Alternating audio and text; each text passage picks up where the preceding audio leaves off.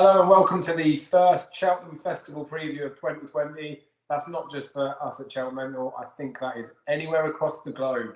I'm joined by Daryl and Jamie again. We previewed the winter or the Christmas festival racing. I think we picked out quite a few nice horses in there. It was a bit of a trappy betting medium towards the end of it, I feel, but we're through it anyway. We'll get some good pointers towards the festival, and that's what we're going to do. We're going to review the festival races with a view to picking out a few winners. So first up, Jamie, how you doing, mate? Good Christmas? Yeah, man, yourself? Yeah, it was good. It was difficult to keep up with all the action, but I've managed to catch up, I think, to now. So fingers crossed it's all roads now to Cheltenham. Oh, definitely. Bring it on. Daryl, yourself? Yeah, not too bad, mate. Bit up and down punting-wise, but good Christmas. Good to see the family and that. Like you say, all roads lead to Cheltenham now. It gets exciting now. It comes around really quickly as well, doesn't it? That's it, yeah. So we've got, there's less than 10 weeks now until the festival. The 7th of January is the first official declarations that will come out for the big races at the festival. So every week after that, for the next 6 weeks, we'll get to find out who's actually entered. So it really does start to ramp up now. We've already seen Betfred have gone non-mono bet on the big four, so a lot of other bookmakers will start following suit with that. I know lots of people do like the non-mono bet angle if you want to get sort of stuck into something, but you lose a lot of the potential value, I find, because half of the puzzle with Cheltenham is working out where they're going to run. So I'm hoping, we will. When we get this out, not everyone would have gone non-mono bet on the big races. The selections that we might be throwing out there means we should still get some value. Before we move on to the actual races, what are your guys' thoughts on the non-mono bet stuff? Do you prefer to wait for it? I prefer to wait there. Sometimes there you see a favourite there would be bigger on the day. Like when Envoy Allen probably wins on Sunday, he'd probably be 6-4 for the Ballymore. You'd probably get 5-2 on the day in the morning. So sometimes you're better off waiting. Yeah, I agree. Sometimes you're better off waiting, but if you do really like one and you want to put a hefty bet down this early, then a non-runner no bet sort of safety net does just, it's all right having 20, 30 quids here, there and that anti-post, but if you want to stick a fair whack down, then I think non-runner no bet is just that bit of safety guide. You take a couple of points shorter, don't you? I don't think it's too bad of an issue, but by this sort of time, you would hope to think that you've got most of your value out of your runners where you think they're really going to come, because in the next couple of weeks, it's going to be shaping up and everybody's going to know all the information. So, yeah, true that. So the good thing I think with, I bang on about Bet365 all the time anyway. I'm not affiliated with them. Maybe one day they'll get that sorted. But when they go non-mono no bet, they do best odds guaranteed as well. So that's a massive, massive bonus with them, because it's a no-brainer. Like Jamie says, if they end up being a bit bigger on the day, you're still going to get that price with them. But anywho, too much of licking their arse. We're going to go through the races in race card order. So we're going to start off with the Supreme Novices Hurdle. Abracadabras heads to the market. Obviously, he was pretty good over Christmas, did what he needed to do. I'm looking at this race myself thinking, I really don't want to back Abracadabras. I'm on him at a slightly bigger price, but he doesn't really excite me at the price that he is now. Envoyland's not going to go there. The one I still do think is a juicy price is Master Debonair. I was so impressed with his 2 runs at Ascot. I can't believe he's still 16-1. I'm adamant he'll go off single figures on the day. We've obviously got the Tolworth Hurdle coming up this weekend.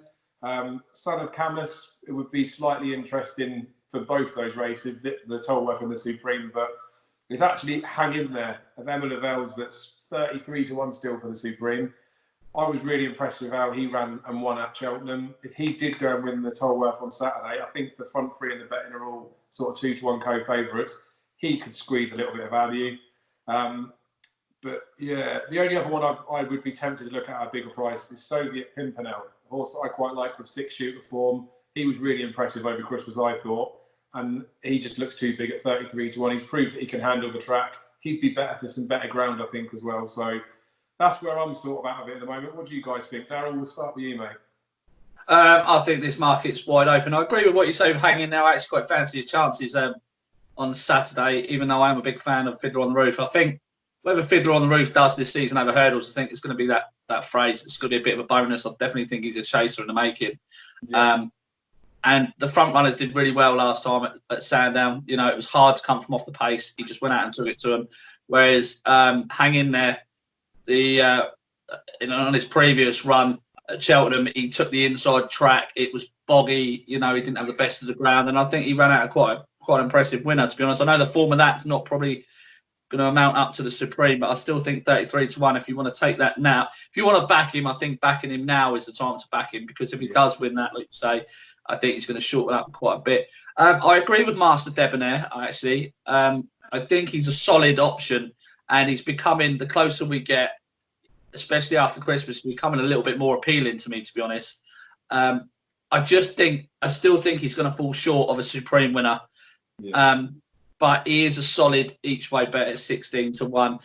At the moment, this is just all over the place, really. There is one in here at a bit of a price that did catch my eye a little bit on his run at Newbury. It's Mr. Coffey for Nicky Henderson. Go back and watch that run. He was quite powerful. Yeah. Very green still, but he had tons left at the line. It probably hasn't beaten much, but he just shapes like one of those that could be a bit of a late bloomer in this market, and he's around 24-1. And I mean, with a Supreme market at 25s and 33s, you sort of really are taking a bit of a chance anyway. Yeah. But he's one that could develop into quite a nice type. Yeah, he's just worth keeping an eye on. But this is so all over the place for me. I can't back Abacadabras.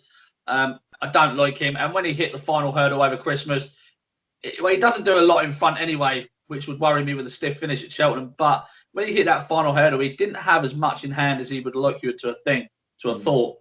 I think he's well worth taking on. But apart from that short price horse, take Envoy Allen out, you're 16-1 bar. So this is probably the time to start backing Supreme horses, if I'm being honest.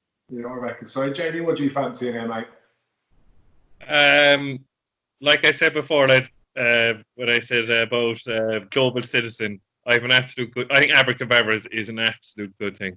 I really do. The form with that bumper, as I said, but that race, the last at Leopardstown, I thought it was a falsely run race. I didn't think he'd had that. As I said, he didn't seem to have that much left jumping the last. But as I said to you the last day, they'll go so fast in the Supreme. Remember the year what was that grey horse that won for Jack Kennedy, Gordon Elliott, LeBake, yeah. He reminds me of LeBake in a way where if Jack Kennedy gets to the last and he's in front, he'll just sprint away. He just has so many gears, I think. I might be totally wrong. But it's just the form with Envoy Allen. The faster they go with Abracadabras, I think the more he'll travel. He won't come off the bridle until he jumps the last. And I think he's an absolute... I think he's a good thing. But the price, you're looking at the price, 4-1 doesn't interest me at the moment. The rest of them, I suppose, I don't fancy Master Debonair. I don't think he's good enough. He might be in the top three, but always sticks in my head. If you lose a maiden hurdle to a 33-1 shot at Cheltenham on your debut, you're no good to me. I suppose the rest of it all depends where the McManus horses goes. You have Chantry House, you Unaccepted, you've Sporting John, you've Andy Dufresne. Now, Andy Dufresne will interest me if they go to the Moscow Flyer Novice Hurdle at Punchestown. Drop him back to 2 miles, go out in front and see what he's like. That could be an option. But there's two I like at a price. There's the horse that ran yesterday at Exeter, the Harry Price horse, King Roland. I give him a chance. 3-1. And there's another one. I have a sneaky one way down. There's a horse, Gordon Elliott, that won the Land Rover bumper last year. He won his maiden hurdle at Navan the last day, and they seem to think a lot of him. A horse called Festival Dex. Yeah. There's a horse, and I think Davy Russell will be on him. So look out for him in the next couple of weeks. I think he'll probably go to the Moscow Flyer Novice Hurdle as well. So I'd wait till he runs in that, and then I might have a bet on him then. So, but at the moment, my selection would be definitely Abracadabras. I can't do anything beating him. Yeah, and that's the thing. There's just something about him I'm just not sold on with Abracadabras. But that horse you were talking about that Master Debonair was beaten by, that was Heaven Help Us, that Abracadabras beat by 8 lengths in the same sort of weight conditions, all that sort of stuff. So on that, Master Debonair's got quite a bit to find with Abracadabras. It's the price thing with me for him, but you are right. Festival Dex is definitely interesting. I was told that he was going to need the run when he won that maiden hurdle, so I actually backed him and then traded out of it. He won quite nicely, didn't he? So he's definitely one that's interested to see where he goes next. Yeah. Anything else, Daryl?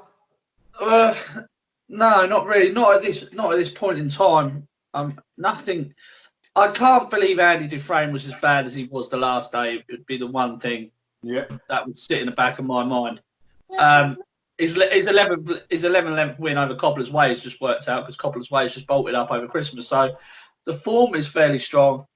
I think dropping back to 2 miles and see where he goes. He could be one of these that's now 25-1, and after his next start, he could be second favourite at 6-1. Yeah. I've backed him because of that fact. This race is screaming for a superstar, and for some reason, I'm not attracted to Abacadabras. I just don't like. I'm the same as you, mate. Well, at least someone's going to be right then, because Jamie's really hot on him, and me and you don't like it. So probably well done, Jamie. But that's the thing, we touched on the JP horses in there. Year after year, we're looking for it, aren't we? There's normally a decent JP 2 miler. There's still the likes of the Chantry House in there. Obviously, Unaccepted, he was too bad to be true the last day as well. Sporting John, he's been going about his business nicely. There is Andy Dufresne in there. Blue Sari was another one, probably too bad to be true. There's options for any one of those probably to still throw their hat in the ring. We just have to see what happens over the next few weeks probably for them. So we'll skip on to the next race of interest on day one, which will obviously be the Arkell. I'll let Daryl go at this one, I think. You take it away, mate. Yeah, I cannot for the life of me see why Fakir Dowdries is the same price on Oddschecker as Notebook. I honestly, Notebook has beaten fair and square in my opinion there. All right, there was a slight little Mark Walsh caught his iron on another rider's equipment, just slightly, just as they were quicker for home. But he was no closer to Notebook jumping the last as he was at the finish. Notebook gave him £7 that day. It's the turn of the year now. Fakir Dowdries loses that £7 weight for age allowance. Notebook's going to be £7 better off at the Arkell with Fakir Dowdries for a 1 3/4 length win over him. I actually think the track is going to suit Notebook better than it will Fakir Dowdries. And the Racing Post Arkell that he's just won at Christmas is a fantastic trial for this race. 3 direct winners in the last 10 years have come out of that race and won this. It's produced loads of winners. It's the #1 trial. There is nothing over in England that we've got to offer in that sort of division. I think he's a bloody good thing for the Arkell. I really do. And I'd love to see Rachel back on him for this. There's nothing in here. Angel's Breath is 3rd favourite. He's out for the season, as we know. Brewing Up the Storm is likely to go for the JLT, I would have thought. Mellon, he would have ran in the Arkell trial that Lorena won that Notebook won. If I think Connections thought that he was good enough for this race. Felix Leger we've not seen. Global Citizen is a flat track bully, exactly like you said, Jamie, the last day. And then you're down to lots of Precious Cargo, who could be a pretty useful horse. But then where are we going after that? Nowhere. But Pomme is the one that could come out and be a contender, I suppose. But I think it's a good thing here. And you can get 6-1 now. I think he should be shorter than that already. I don't see what comes close to him. Yeah, Jamie, what do you make of it, mate? Yeah, I was really disappointed with Fakir Dowdries last day. But I have a theory about the horse, and I think it might be a theory about Notebook as well. I think these horses have to be in front. It looked like he sulked the last day because he wasn't in front. Yeah. And then Mark Walsh was trying to kid him along, and he didn't jump as well as he did in the last couple of races. Looking at this market here, it's terrible. It's terrible. Like Notebook, Angel's Breath's gone, Bruno Storm went wrong. Felix Dacey, who was my original fancy, I backed anti-post at 33-1. He hasn't even been seen yet, and Gordon Elliott reckons he's out for the season. So Global Citizen, Fusel Raffles, Sam Crow, Al Dancer, Lorena, they all won't run. So I suppose looking at it form-wise, and I hate saying it, I backed him when he was second to Bouvardere in the Champion Hurdle. If class-wise, at the moment, if I was putting up a horse, and I said I'd never put him up, and it would be, but I think Mellon, 14-1, is a cracking each way bet. I can't see him out of the first three. I do think that he might be going up in trip. According to Ruby, he thinks he's going to be better going up in trip. So I'm not entirely sure what their plan is with him. I can understand that, Daryl, because the horse finds the only thing with him, he finds nothing. He doesn't have an extra gear. That's what I'm afraid of Notebook as well. Does Notebook have an extra gear? he might just grind them into the ground, like use his jumping. Good luck. Do you know what I mean? But no, I can't see Mellon go up an open trip because they had Lorena. They finally, I say Paul Townend got off Lorena in the Arkell trial and said, Willie, she's not a 2 miler. She's a JLT horse. So they have to have one horse for the Arkell. So I think they'll stick Mellon instead with the Arkell at the moment, unless something comes out of the clouds. Yeah, it'll be fun. Yeah, but it's a worst Arkell I've seen in years. Yeah, so it is definitely not very inspiring when you look at the start of the season. This is often a race I look at and think we've got so many nice horses that could be going for it, so many nice chasing prospects. Most of them have fallen by the wayside. I like Notebook as well, Daryl. We're on him at bigger prices, haven't we? We watched him when he ran at in the November meeting at Cheltenham. We were together. We watched him win over in Ireland. He was 50 to 1 for the Arkell before that race. 25s after. That was the time to be getting on him, I think. I wouldn't put people off backing him now, but I don't know. I think he's one of them that if you wanted to be getting on, you should have probably gotten him before. As you quite rightly pointed out a few weeks back, that was the time to probably be backing him. I wouldn't want to put anyone off backing him now, but I'm sat on a bigger slip. A 50 to 1 shot at the beginning of the season that's 6 to 1 now. I thought he looked really good against Fakir Doudrey. I wouldn't have any excuses for Fakir Doudrey. The size of Notebook as well. I don't think I've ever seen a horse so big. He's just got so much. He's just got so much more to come. Yeah, I think so. He was still looking a little bit green on the run in there. It's just so much more for it to come. I suppose the big worry about him could be the prelims, but then he ran last year at the festival, didn't he? Yeah, he'll be fine around there. Yeah, I think he will.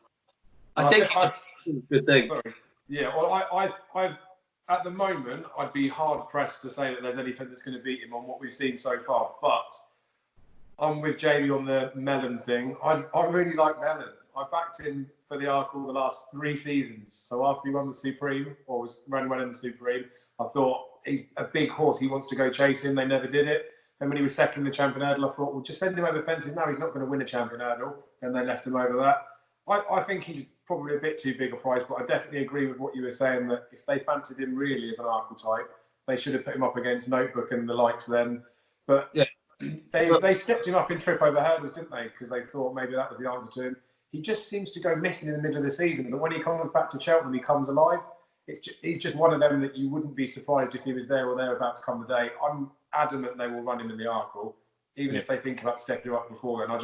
He's got to go there. Felix de G, like you said, he's had a setback. If he's ever seen this season, it'll be over hurdles again.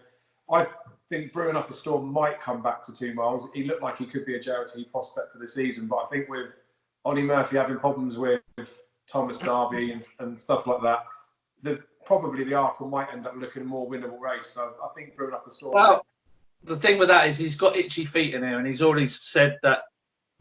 Goes well, he's got itchy feet in here, but he's already said that itchy feet's going to stay at 2.5. So you would suspect that Brewing Up a Storm probably would come in here, and that would be a bit of a worry for me if he did, because I do really like him.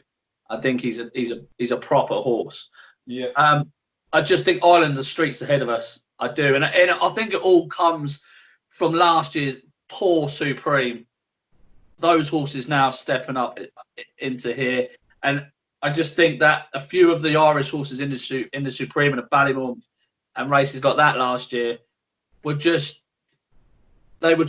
A lot of them were there for the experience in terms of they've grown into better horses, whereas a lot of our UK horses last year were. That was what they were. Do you get what I mean? Yeah. And I think we're paying for that now. Yeah, I do think with the like the Willie Mullins angle coming into the Arkell, he does so well in the race. Yeah, I think Tornado Flyer is one that is. I can't believe how far under the radar he's going when you look at the prices. He's 2 from 2 over fences. He's had very few runs in his career, full stop. He was only 3rd in the Champion Bump around here before. He's a proper horse. He's gone under the radar because he's not been running in massive races. But he's, what is he, 33s probably still, or 25s? He's a massive prize. He looks like he's sort of banker material to be running an Arkell, especially given the fact that we've mentioned Mellon as probably Willie Mullins' best option. He's happy to run a couple in here. So I think he's definitely overpriced. outside that, it's just things like Draconian. At the beginning of the season, they mentioned that he's injured. He's still in the anti-post book since last November. It's disgusting they do it. And like you mentioned as well, Angel's Breath in there's out for the season. I know it's only a marathon bet, so no one's taking it, but they should chop these horses out. Right, so Daryl, we know you're real strong on Notebook. Jamie, you quite like Melon, I suppose, at a bit of a price maybe. Melon each way for me, yeah. One other one I'll be definitely worth mentioning again. Daryl did mention it was Precious Cargo, Nicky Henderson's. I know the race fell apart because the only competitor he had to run against just didn't turn up. But I think he could be a real useful animal. It'll be interesting to see what he does between now and the Arkell because he needs to go up against something. Daryl, Sorry, go on. No, I was just agreeing with you. I just agree. He's a nice big horse. He looks like he's got plenty. His best days are definitely ahead of him, as opposed to beyond. Before we skip on, just because I feel like we have to say it, what do we make of Al Dancer, given the fact that Twister's still saying all roads to the Arkell? I can't have him with anyone's money. No chance. No chance. Right.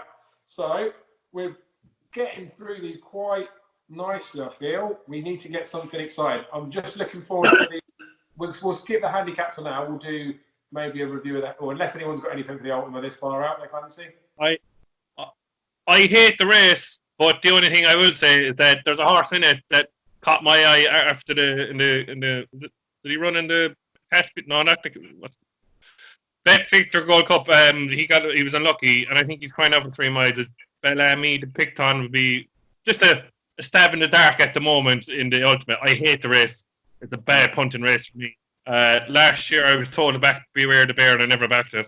I stuck with the Willie Mullins horse, Wiley colours. I can't remember the name of it. But no, at the moment, looking at the price, there'll be Bellamy to pick on for me. But after that, yeah, it's just only a stab in the dark, really. Move on. Yeah, and they're the beautiful ones. That when those I mentioned that the entries will be coming out over the next few weeks. Once the entries come out, that gives you a bit of a clue. Obviously, once the weights come out, but you can you'll hear a bit of a whisper somewhere, whether it's Twitter, wherever it is in stable information, when they're targeting a race.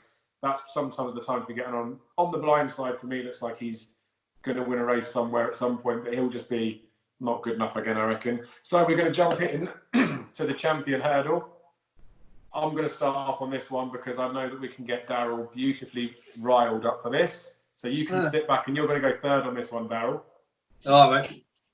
If we cast our mind back to the year that Annie Power, one of the greatest mares to grace the turf at Presbury Park, the morning of the race when she won the champion hurdle, she was available at 7-2. So, given the fact that we're 3 months away and Epatante is 3-1 for the champion hurdle, I would strongly advise people to not back Epatante at 3-1. It is absolutely revolting. To say what we like about how poor this race is, it is a terrible, terrible, terrible price.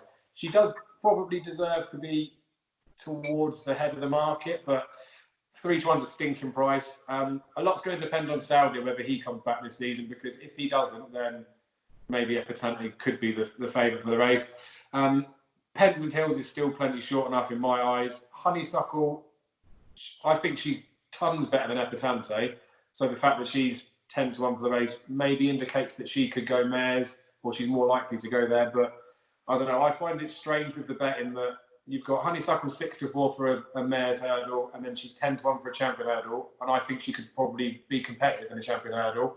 And Epatante's 3-1 for a champion hurdle, but she's 10-1 for a mare's hurdle. And now I know they're over different trips, but it just something stinks about the prices, I think, with them. I can't have Sharjah to win a champion hurdle. It depends on the ground. There's lots of people have said about it before. He was entitled to win the last race because the last Eddie Mattison's hurdle. Top-rated horse in there, he'd won it before, but he's just too short a price. He was 33s or something earlier in the season. If you were a Sharjah fan, then you'd have to be a Sharjah fan through and through. You should have been on him already, I think. Classical Dreams, too skinny at 10s, and he's shown nothing. Envoy Land's not going to be coming here. I just really struggle to get excited about the champion hurdle market in terms of picking a winner. I'm quite happy to pick holes in lots of them, but I can't probably pick your winner. But I know you two chaps have got fancies in here, so if I haven't insulted your horses enough by now, we'll go through it again for the next 10 minutes and I'll do my best. So, Jamie, you get to go next, mate. I'm a massive Shark fan. I'm on at 33s, by the way, Dave. Yeah, good boy. I went in the last day after he won. I backed him last day, Leopardstown. I went into the Labrooks. He was still 14-1. I said, "Oh, I have a bit of that." The only thing is, I look at back Epatante. I don't fancy Epatante. Obviously, as I said before, I didn't think she'd win the Mayor's Novice last year. I didn't think she'd win the last day, to be honest with you. If you look back at some of the horses she beat the last day, Silver Streak. Did you ever see Silver Streak winning a champion hurdle? No. Fusel Raffle, yeah, forget about him. The only thing I will say is that Sharjah is 12-1 and Salde is 7-1. And you might not even see Salde ever again. You know what I mean? Well, this season anyway. Slight setback by Willie Mullins. You just wouldn't know. That's my only worry. They think Salde is better, but who knows? Pentland Hills, I'm like another Nicky Henderson pop-up horse. I can't have him either. Honeysuckle won't run. Classical Dream, wait till next season until he goes chasing. And Voyallen won't run. Felix Station won't run. Call Me Lord will run. Can't have him. Somerville Boy won yesterday. As we were saying the last day, oh God, I wish there was a 2.5 mile conditions hurdles. I'd be all over Somerville Boy. Yeah. He won't win a championship. Benny did just in a Core Sublime. They reckon he needs to win that. Can't have him. Breathe, can he? The rest, looking back at all the rest of them at bigger prices, there's no one that interests me. But at the moment, in a poor year, technically a poor year, I'm like 12-1 charge each way. I can't see him out of the first week. Now, the only thing that I will say, if it got bottomed, he has no chance. But if it's a bit of good ground, he gets settled early, I think he'll be there swinging and it come to the second last. And I can't see him out of the first three. He has a turn of foot. He's the only one I think, with Epatante, has a turn of foot. Yeah, and I think, like I said before, the 33s that was available at the beginning of the season, I think Sharjah's got a fan club. He is a decent horse, to be fair, but I think he's just one of them, bit of a Marmite horse. You're either a Sharjah fan or you're not. People will still be backing at the price that he is, but the ground dependency worries me quite a bit. So, Daryl, we've been waiting for this. Well, look, do you remember actually when we was at Cheltenham, I texted you and said, Sharjah's there's champion hurdle horses. Yeah, get on it. Yeah, Saudi won the race instead, didn't it?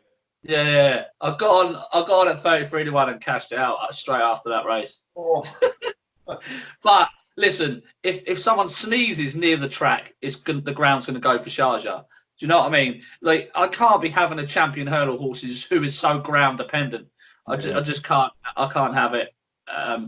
Yeah, he's impressive, but the way he quickened up past Petit Mouchoir, was that more impressive than the way Epatante quickened over the last at Kempton, cleared away with ultimate ease as well, I must say. I know you say she only beat Silver Streak, but she beat him by 5 lengths and she was not hard pushed to do so. That horse finished third in the champion hurdle last year. You know, he's a solid yardstick for the form. Epatante is so lightly raced, she could have tons more to come. The fact that she travelled so well for her races, and then what other horse in this field have you seen with the turn of foot that she's got like that? Those sort of horses win champion hurdles. Now, I wouldn't worry about her run in the mares last year at all. We've said before about the flu jab. They stuck headgear on her first time because they were so worried about it. If you watch the race back, you'll see her jumping. She was just not jumping right at all.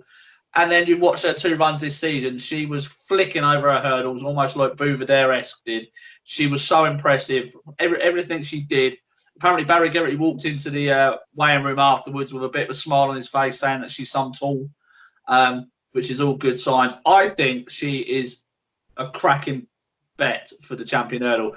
3-1, yes, is short. Now, I'll put her up on my Cheltenham Focus thing for racing tips last week at 3-1. But the reason I did that was because we've already backed Honeysuckle on there at 14-1. I just thought that put us in a really good position. Yeah. Would I be steaming in at 3-1? No, I wouldn't, because I don't think she'll be much shorter on the day, if I'm being honest. Even if they all went there now with the profiles they've got now, you know what I mean? She would be a bit of you'd get 4-1, 5-1 maybe in places. So I wouldn't be steaming in, but I think she is got every right to lead the market. I've been back and watched Pentland Hills run time and time again. Now, he did just empty out, but the race was so slowly run that you would have wanted to see a bit more, even from an unfit horse, because it was so slowly run. You know, he emptied out like they had gone a hell of a gallop for for the full 2 miles, and they hadn't at all. So that would just concern me. Although I am starting to warm to Pendant Hills a little bit. Saudi Air, like you say, we're never going to see him. Honeysuckle, will she, won't she? We don't know. I think they're on about going for the Irish Champion Hurdle. So if she goes there, she's going to go here. Because if she wins that, she's going to be favourite for this, and they're going to have to go here. So she's interesting at 9 to 1. Classical Dream's a nutcase. Not for me. I think he's a nutter. I do. I think if you see the way he starts, he's butt kicking and bucking when he starts his race. Just don't know. Perhaps he might be one of these horses that goes back to Cheltenham and loves it. Do you know what I mean? And he just realises he's back there and he's enjoyed himself, but not for a champion. Not the form doesn't warrant a champion hurdle. When he was favourite for the champion, it doesn't warrant it for me. And then we're down to the likes of Envoy Allen, Call Me Lord. Yeah, I think Epatante. I thought she ran really well in that mare's race last year, considering all the facts with the flu jab, the first time headgear and that, and she wasn't given a hard time at all.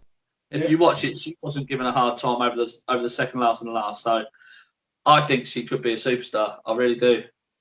Well, it's nice for these ones to come out, and it is nice to see the next best thing. And I do hope that she does turn into something special, because she looked pretty good as a novice last year. But you were spot on. You said that she'll win at Kempton. 6 to 1, you said, was just too big a price. She gets smashed into 2 to 1. Bob on there. That's the thing. We were looking at it and we were saying how poor a Christmas hurdle it was, all those sort of things beforehand. I know she's won it nicely, but I just feel like, especially the price that she is now, the performance is being carried away with a little bit. She was very good. It's just the fact that the handicap she won at Newbury, again, she was good there. That was 137 she won that off. It's probably, I know she'll get the £7 allowance, but it's a good couple of stones she needs to improve from that official rating in theory to be a champion hurdle horse. I don't know what the record is for horses that win handicaps the same season that go and win a champion hurdle. I know Rooster Booster did it the year that he won it, but he won his handicap off of 155, I think. He'd had loads of experience. That's the one thing that worries me for Epatante, that when she comes up, although this might not be a vintage champion hurdle, when she comes up against a few more better horses, whether she's going to sulk or whether she'll come under the cosh, I don't know. I'm just not sold on her. I actually would be disappointed at this point if she wins a champion hurdle. If in a few years' time she wins it 2 or 3 years in the spin and turns into a super mare, then fair enough. But I don't see enough of her. Give her a £7 allowance. She's rated 166. You know what I mean? Like Esport Dallin last year was rated 162 when he won it. I mean, I get that. But Bally Andy was like 8 lengths behind, wasn't it? And I know Bally Andy ran well in the international, but it's Bally Andy for crying out loud. And Silver Street was winning for a place in a. Someone's got to be 8 lengths behind. Someone has to. Would you be worried though? Would you be worried though, Daryl? Is she a flat track horse? I know it's a bit of a theory. She only ran at Cheltenham once, but would you be worried? Like the way the Christmas hurdle ran, right? They went no gallop at the start, and then I think she's obviously the quickest horse, right? Yeah. Would you be worried that a fast run race she'd be taken out of her comfort zone? She might not like it, like last year in the Mayor's Novice. No. She was fine at Exeter. Exeter's a bit of a undulating track. Yeah. The track wouldn't bother me. No, it wouldn't. Honestly. It would maybe the no, it wouldn't. No, not at all. Good thing.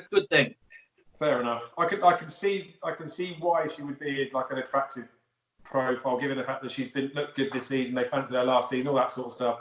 If Epatante and Honeysuckle run against each other in the champion hurdle, which, as you've touched on, Honeysuckle goes in the Irish champion hurdle, could come here. I mean, I wouldn't want to back either for it, because I think Honeysuckle might go mares, but you can still get 11 to 1 for Honeysuckle for the champion hurdle, and you can get 3 to 1 Epatante. I think Honeysuckle's form in Ireland this season is far superior to what Epatante's beaten.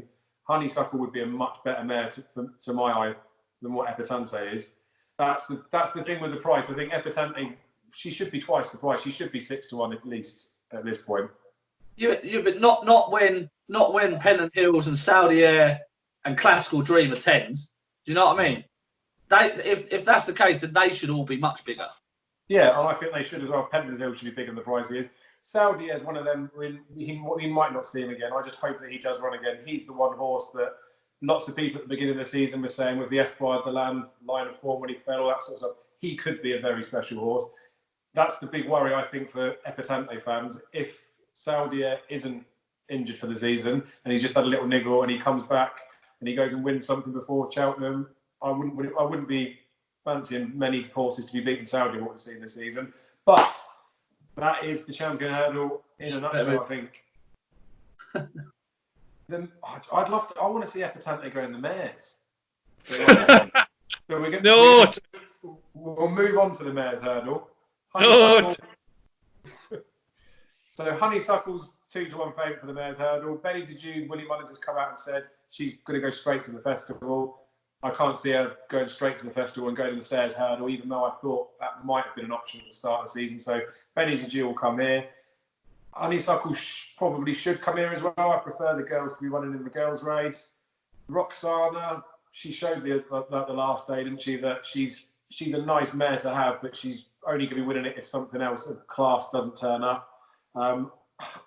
You could see Lorena reverting back because the trip's what she wants, all those sorts of things, but you wouldn't really be very tempted about it. It's just when you look at the price, I don't even know if it's available in Marathon Bet. I don't even know if they're a legitimate company, but 10-1 Epatante for the mare's hurdle when she's favourite for a champion hurdle. Barmy. She's probably not going to go there, but Apple's Jane... Leave Epatante alone.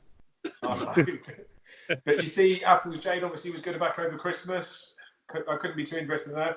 I've backed Honeysuckle at a reasonable price, and I've backed Benny DeJue at a fair price at the beginning of the season. Both of them for the mare's hurdle. I think I've got the race sewn up when they both turn up. So as far as I'm concerned, it would be between them two if they ran. If Epatante come here, I would be interested in her stepping up in trip, all those sorts of things. But I wouldn't want to back her the price that she is now. It's just that price differential is just ridiculous for me. She should be bigger for the champion hurdle. What do you guys think of it? Daryl, I'll start with you, mate. If Honeysuckle goes here, I think she takes all the beating. I think it's simple as that. I think she's a bit of a machine. I actually prefer Honeysuckle over this trip because, like Epatante, over 2 miles, you need that turn of foot, you need that quick burst. Yeah. Whereas I think Honeysuckle's more of a just, do you know what I mean? Like a serious cruise. Yeah. There is one at a massive price in here that I'm gonna punt each way. I have no idea if she's gonna go here or what, but it's Miranda for Paul Nicholls. Oh now, no! I don't know if you saw Miranda at Kempton, right? She 66 to 1. She absolutely hosed up off a mark of 124. Right, it was embarrassing. The mark of 124. Right. Yeah, agreed. But I've watched back a few of her runs from last year, and earlier this year, I think she's a pretty useful horse. I mean, Elusive Bell was no mug, and she cruised past her like she weren't even there. She reappeared this year at Sandown, was beaten like 85 lengths. But honestly, go back and watch this performance by Miranda. It is just unbelievable. And do you know what? Just on a whim at 66 to 1, because I think the race is full of rubbish anyway. Yeah. I don't know. I've just got a feeling. When you watch a horse and you think you're quite taken by a performance, and you think, yeah, like that. I'm going to just take a punt at 66 to 1. I'd like to see what she does next time. She could be absolutely rubbish, but I really liked it. Really. Yeah, those sort of prices, they're the sort of things you need to be looking for. She's not quoted. I don't even know if the Betfair Exchange has got betting on this, but she's the sort of one when they're 66 to 1. You get a Betfair Exchange account, and then you might end up getting 150, 200s on them. On the day, she'd never be that price. Nice little line in. She was pretty good the last day, wasn't she? But it was very. The thing that worries me about Honeysuckle, and it wouldn't be a major concern, is she hasn't gone left. Yeah. So we'll find out about that when she does run the next time. And I don't see it particularly being a problem, but you do wonder why they exclusively just gone right-handed and just kept running around the same track for her. I suppose if it's working, you might as well, but that's a slight worry. Benny would have hacked up last year, wouldn't she? Yeah, there's no bet there at the top of the market at the moment. Not at those prices. You're going to get that on the day anyway. You're going to get 2 to 1 about one of them on the day. So, yeah. Jamie, anything else to add for that, mate? The banker of the meeting is in there. It has to be Benny Didio. Without a doubt, it has to be Benny Didio. I can't have Honeysuckle. Honeysuckle is the banker in 2021 for the Grade 2 Mayor's Chase. That's when Honeysuckle is the banker to me. I can't have her for the Champion Hurdle. I can't have her for the Champion Hurdle, and I can't have her for this race. Benny Didio will win. I can't have a horse that's never beat a Cheltenham either. And the other thing, she seems to win always right-handed, like you said, Dave. The only other horse I put up each way is you laugh, but I think it will be definitely in the top 3. It'll be Stormy Ireland, because I think she's finally calmed down. But the only thing about Stormy Ireland is it going to set it up for Honeysuckle and Benny Didio, which will happen if they're both in the race. So I think 14-1 each way to finish third, I'd say, for Stormy Ireland is a good bet. But I think Benny Didio it's a banker of the meeting. Boom. Yeah, I was very keen on Benny at the beginning of the season. That's when I started backing her. Honeysuckle's, I wasn't so fussed about her after her first run, but then as she keeps winning and she keeps doing it, you just feel like you've sort of got to get her on your team sheet. Stormy Island just spot on with that. But we did say, didn't we, in the last preview, that the Grade 3 mares that she ran in, that's sort of her level. She would literally, she'd only be a place bet in this, or if something happened to the other ones, I reckon. We've got Close Brothers handicap chase after that. Anything that anyone's got a squeak in for that, other than Beakstown, the plot job of the year? Beakstown ain't no plot job. That's no plot. He's the same as Colour Sublime for me. I just don't think either of them can breathe. They get to the end of their race and it just disappear. There's definitely something wrong with him, isn't there? Mate, he comes out of the jockeys. He does what he wants. That horse. He brings him up to a fence, mate, and he just jumps when he wants. He's got nothing in tune with Harry Skelton. I'm telling you now, so many people are on this who they think's a plot job, right? No. Just watch back his races. It's not a plot job. He's just a terrible horse.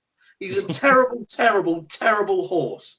Do not back Beakstown for the Close Brothers. And especially when everybody thinks that he's a plot job, it means he ain't a plot job, because that's not what a plot job is.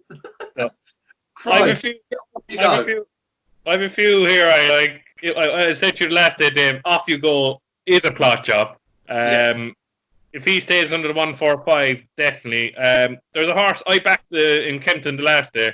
I thought he was a bit unlucky in the novice handicap. Hold the Note is one, yeah. They target that race. There was Shannon and those colours target the race every year. And the other horse that I kind of think is a horse of Gordon Edditt's Gigginstown horse. He cleared the Bofo.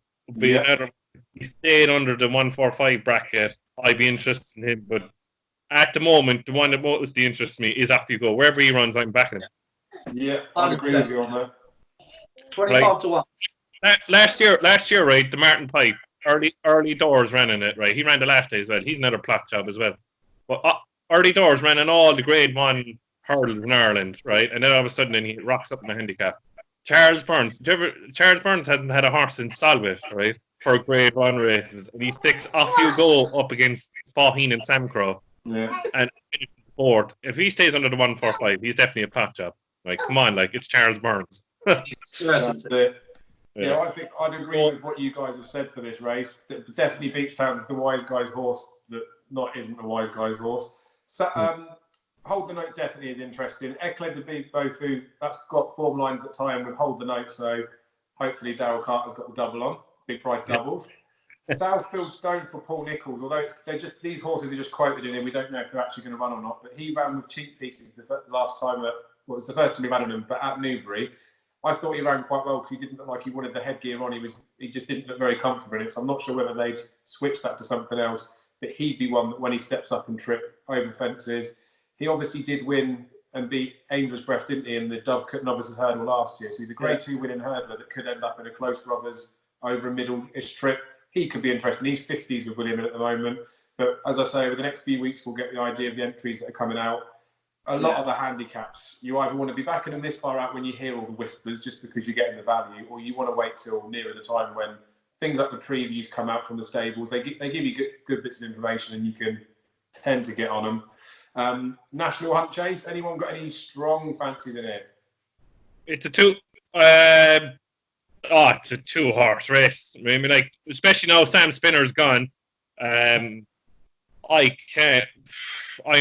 At the start of the year, I thought Champagne Classic was a good thing for it. Yeah.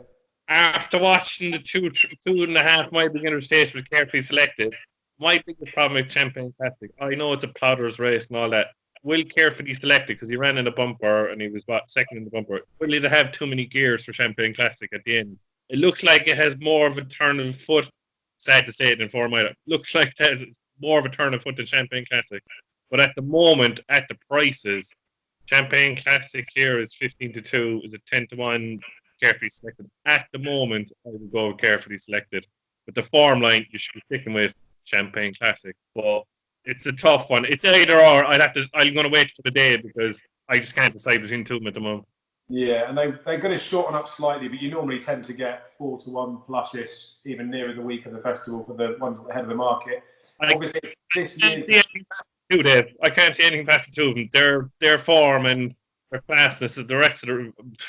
I know the English might have come out with a few horses at the end, but I just can't see anything past the two of them. They're just too classy for the rest of the field, I think. Yeah, and obviously this year's the first year that it's going to be run not as the 4 mile. It's only 3 miles, 6 furlongs, so a little something to take into consideration. I think Carefully Selected's too good for a National Hunt Chase. I think he'd win an RSA personally. So I was disappointed that he didn't run against Battle Over Doyle, and that would have been some clues. Champagne Classic, like you said at the beginning of the season, was one of them that I thought was one that looked like he could be laid out for it. One that I do quite like, well, I think he's still quite a big price. I think he's about 40. Is Rock Point for Colin Tizard. Just the race when he stayed on, when Holstone won, he ran in a novice chase where McCarthy's Hill won before that. He just looks like an out-and-out plodder, just stays. I think he's a fairly decent horse. There would be a marked step up in class from him needed to go and win this. If you talk about Champagne Classic Carefully Selected, they're probably 150 horses that are going in here. And then obviously the last time he was due to run, he refused to race at the beginning of it. So that puts you right off. But Danny Whizbang, I like. He's another one that I think could be good enough for RSA. So we'll see where he ends up. But I'm the same as you, Jamie. I was on Champagne Classic at the start of the season. I would just leave this now to nearer the time. But I think towards the front of the market looks like where it should be. Darren, any thoughts? No, I think you two summed it up pretty well, really.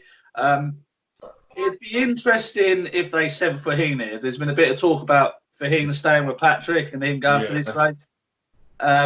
That'd be very interesting. He's 18-1 in places. I think he's had a bit of a market move because of all that conversation. But it really depends. I mean, this race every year divvies up between this and the RSA, doesn't it? So, Aloha could be interesting if running in this race. Probably going to go to the RSA though. Yeah, this is one of the races that you probably want to leave till closer to the time, like you say. I agree with you. I was totally on Champagne Classic at the beginning of the season. I don't think he did it. I don't think he, did any harm to himself running behind Battle Over Doyle the last day. It was good ground there. He wouldn't have wanted that. He was closing on Battle Over Doyle on the line. Yeah, interesting. Just an interesting race at this stage for me. And then last year, the message came out that Jamie Codd was booked to ride Le Brule. I got sent that in a little WhatsApp group. We backed him at 33-1. Within 2 minutes of that message coming in, he was into 8-1. I think he went off about 14s on the day, but that's the sort of thing that happens in this race. Forget form, forget all of those bits and pieces. Just see what the jockey book can say near the time sometimes, can't you? Yeah. Right, so don't remind me of LeBron, oh, Dave. Come on, I was buried on Discorama. Don't talk to me about that race. Okay, I won't mention Le Brule beating Disco Rider. Don't mention Le Brule. That's a wrap for day one.